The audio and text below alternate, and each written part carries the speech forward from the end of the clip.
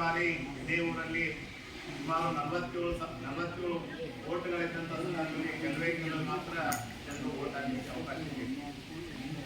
ತದನಂತರ ಈಗ ನಾವೇನೋ ವಿಚಾರ ಮಾಡ್ತಾ ಇದ್ದೀವಿ, ಕಳೆದ 8 ದಿನಗಳಿಂದ ಸತತವಾಗಿ ಪ್ರತಿಯೊಂದು ಹಳ್ಳಿಗಳಲ್ಲಿ, ಪ್ರತಿಯೊಂದು ಹೊರಗಿನ ತಾಲೂಕಿನಲ್ಲಿ ಕೂಡ ನಾವು ಹೋಗಿದ್ದೀವಿ.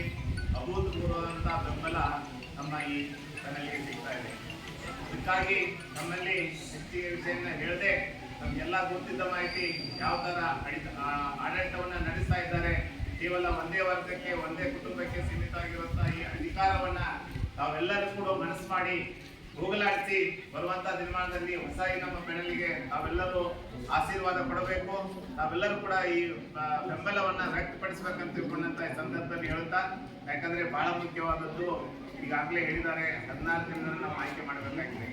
ಕೇವಲ 4 ಜನಕ್ಕೆ 5 ಜನಕ್ಕೆ ಓಟ್ ಕೊಟ್ಟು ಬೇರೆ